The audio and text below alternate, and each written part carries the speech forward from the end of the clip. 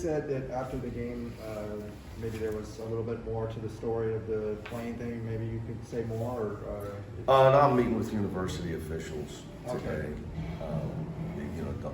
About our travel stuff. So, I just tell you, I mean, it was real.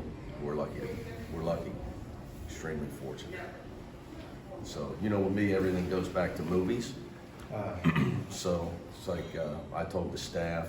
I can't tell the guys because they haven't seen any classes. So, but we're like the Blues Brothers now, long mission from God. Was there a sense of that against Marquette a little bit? I tell you, it was. We had a great week of preparation. I'm a big believer in preparation and practice. We had some great practices, some of our best practices of the year. Now a lot of that was because Cody practiced. So that added to the excitement. The guys are excited that they know he's coming. Just growth of our team. But we just had some really good practices. I think it's always the number one indicator in how you're going to play. Last couple of games, Myles especially seems like he's kind of gotten the flow a little bit more defensively. Have you noticed that, and what do you attribute that to? I think Myles has worked hard to improve with Coach Savino on his offense, and it's kind of new for him being a part of the offense, whether he's in the pick and roll or he's posting up or he's a passer. Our big man is involved a lot in our offense, so it's new for him, and not that obviously he's not a freshman, but he's never played in the style that we play with his usage rate. Just that you're a part of the offensive flow, so I think it's just natural progression, but. Finishing around the rim and things of that nature, he and Darren have worked really, really hard on that. you think Cody might be able to go tomorrow? Hopefully, we'll see how he goes today. I'd love to be able to get him some minutes tomorrow, but that's going to be his decision. I think I know what his decision will be because I know him. He could have played Saturday from a clearance standpoint. I just wanted him to see him practice more. So we'll see. I would think that we'll probably, if he plays, we'll probably keep him in that protective brace for a little bit, maybe just for precautionary. But again, I don't have the degree for that, so I'll stay in my lane and let our medical staff decide. But I know he's raring to go. When Cody does get back into game action, is that going to take another adjustment period for Myles, do you think, or is it going to be more additive? I think it's going to be adjustment for all of us. He hasn't played this year. He played 3 minutes. So, more importantly, it's going to take him time, I would think, to get his conditioning back to where his game condition, to where he can be Cody Riley that we all know and need. I'd say 2, 3, 4 games maybe before he could get back to his normal self. You would think. That's why I wanted to get him the extra practice time and give him plenty of time to prepare to come. But I still think there's nothing. Practice is not game. It's just not the same simulation. So. Even when he comes back, I think sometimes I'd like to have him do it tomorrow if possible, if he's going to play Saturday, because I think it throws you off the first time a guy comes back. Because now you've been used to playing in certain rotations, and as good as he is, we need him. But I think there will definitely be yes to your answer, an adjustment period for him, all of us, our rhythm of our team that. Could take a few games for us to get back into that flow. What are you seeing out of Peyton's progression so far through 9 games? I think in practice he is awesome. His attitude is great. He's trying to figure it out. The physicality and the speed of the game have been issues for him. That and listen, the truth of it is Jules, Johnny, and Jaime are 3 of the best wings in the country. They're in their third and fourth year of college basketball, and they're 3 of the best players in America.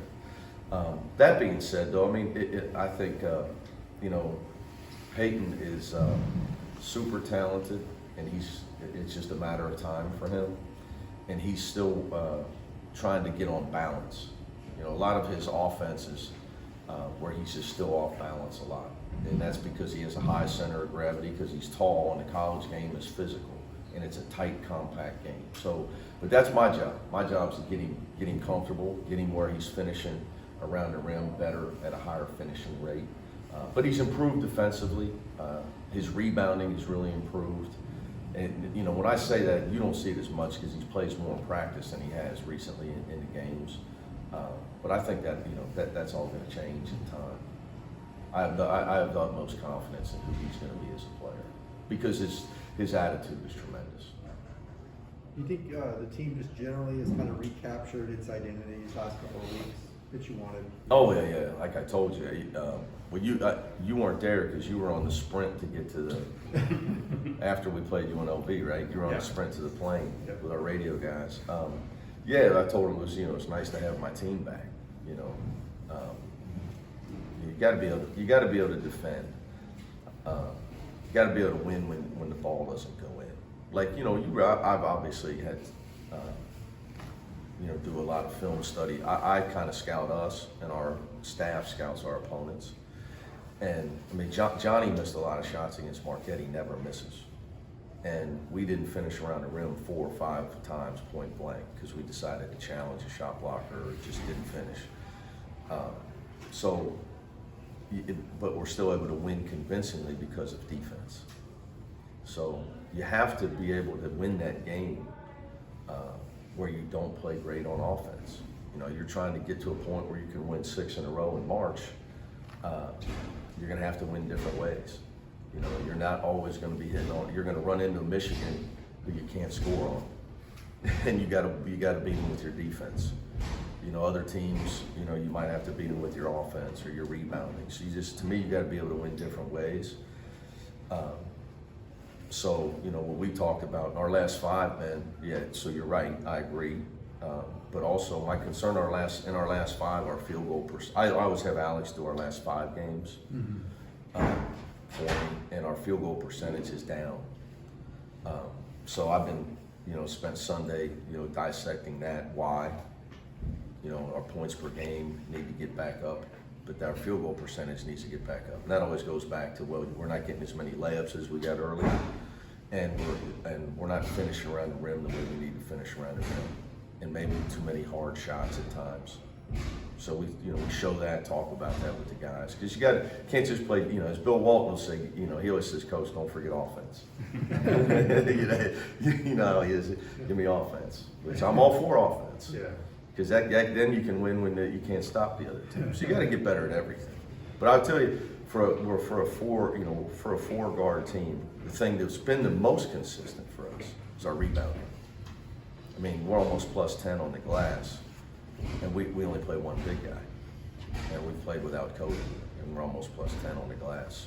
So Johnny, Jules, Peyton when he's in there, obviously Jaime and Myles, but we rebound really at 4 spots, which has really helped us. What do you see Alabama State scouting report on that? Quick, fast, athletic, not as big. As that's the difference. Myles could have, and Kenny could have some tough matchups. Cody plays. The speed and quickness. So would that lend itself to more maybe small ball lineups? I mean, you could obviously, if we have to, but again, I'd like to be able to play the way we're going to have to play to win in March, which at times we do have to play it, with no big. But you don't want to go and just have to do that the entire game. We got to be able to figure out how to play with our big guy and deal with them. So you've said after some games that it was pretty obvious you were going to win, that you kind of treated it like practice, and not to say anything bad about the opponent, but is this potentially one of those games where you can kind of play with some things? Well, my recent study of the net rankings is that you pointed out to me. I guess we're 22. Coach Lewis is in charge of telling me where we're at. So what I've told our team is, I think it's terrible. I'm the son of the coach, so I don't think, and I'd like to, you know, like Logan's wanted the red shirt, so, but I think it's great to get everybody minutes, you know, to get people minutes like Russell, or Kenny Nuba, but the net rankings and the powers that be have obviously decided that it matters how much you win by. So you have to try to figure out what's a win for us against Alabama State. Winning by 1, or do we have to win by 20, 30, 40, you know, or do we have to, you know, usually you used to just have to win by 1, but when they redid this thing and they put in metrics into it, it's, you could literally, you could win by 15 and it could be considered a loss in your metric, you know, in that, which I think, you know, I think it sends a bad message, just my, you know, a really bad message, you know. I follow locally, so I saw what happened with Inglewood. You know, I'm a son of the coach, so, you know, I know that if, you know, to me, you should be trying to win the game, get everybody some playing time, you know, in the situations you're alluding to.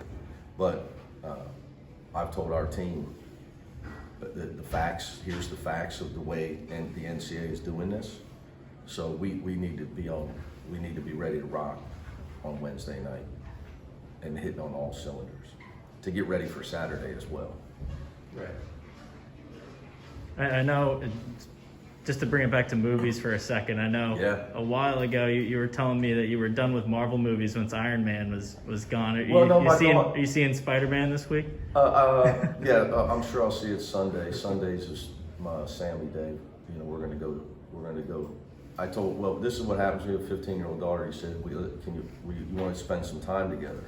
Get off your phone and your friends, and you know, remember your dear old dad. Remember me. She, you know, of course, she rolls her eyes. That's one, and then she says, "Yeah, we can go shopping, and I can just show you everything I want." And the point was, you can go shopping and help me get gifts for other people, but okay, whatever I got to do to spend time with her. So we're going to do both, and I would assume we'll somehow see the Spider-Man. I would think so. So she, you know, look, she's a Marvel person. Jake Kyman is a huge Marvel person. Mm-hmm. You knew that, huh? Oh yeah. So they're pretty good, you know. And I get through it. I hang in there, but you know, it's just whoever decided to kill off Tony Stark should be fired. I mean, how do you kill off Tony Stark? He's Iron Man. I mean, terrible. Terrible. I mean, it's just, I cry. Don't blame you. I am Iron Man. It was all over. Come on. Guy was one of the coolest guys in the history of movies, Ben.